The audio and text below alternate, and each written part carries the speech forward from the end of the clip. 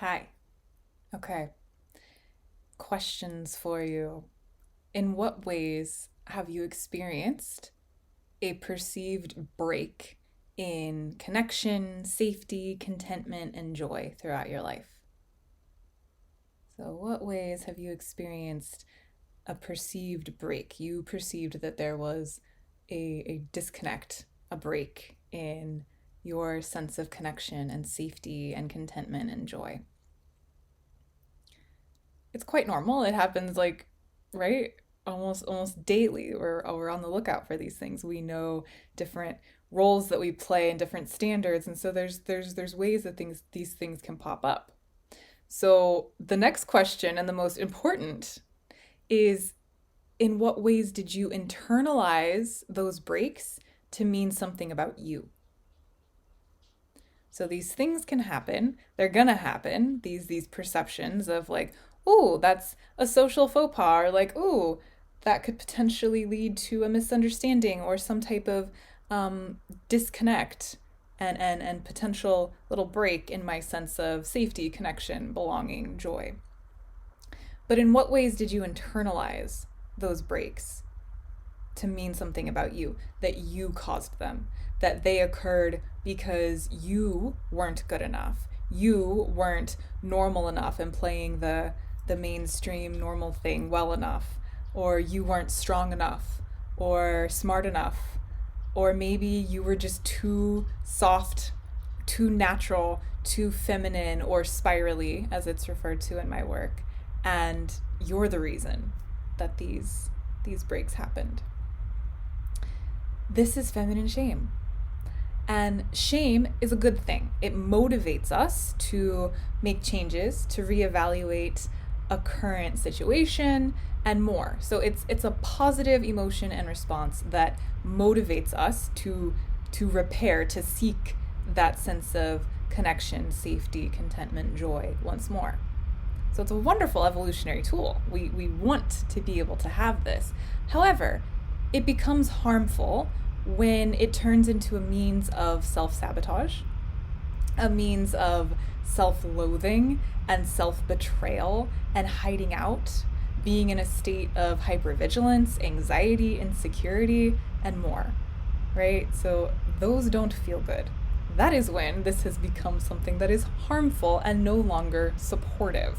We are kind of filtering things through this shame story, this internalized belief and identity that we have about ourselves.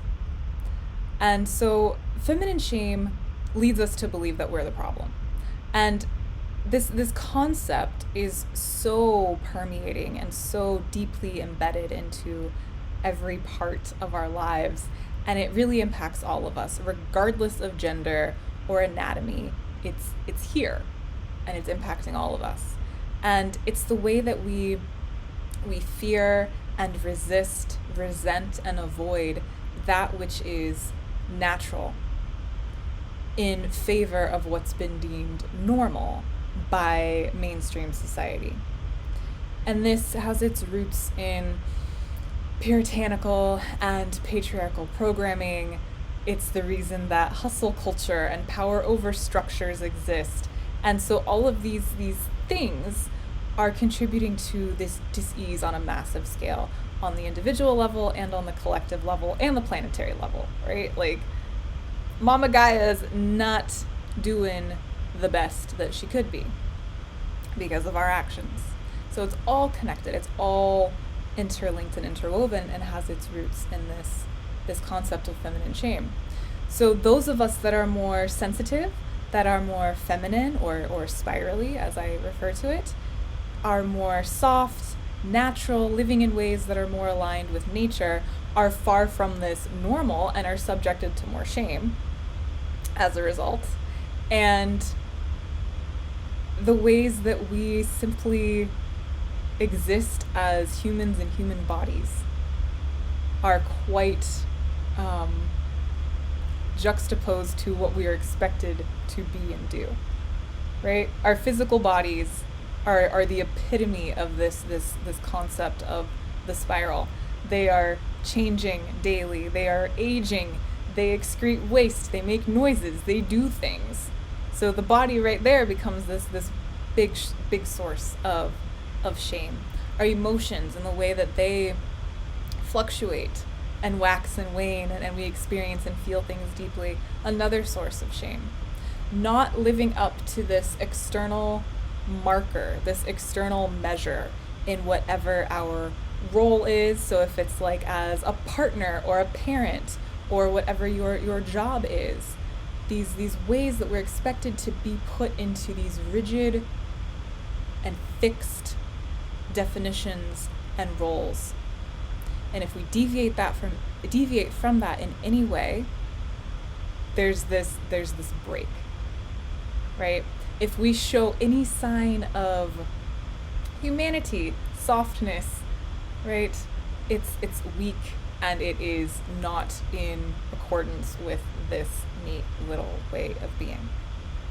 So things to chew on, to feel into. I'm curious, in what ways have you felt you needed to hide your softer, more sensitive, more natural, more feminine or spiral aspects? And in what ways have you disconnected from your body, which, like I said, is the epitome of something that is natural and forever changing? What about disconnecting from your emotions and their constant fluctuations?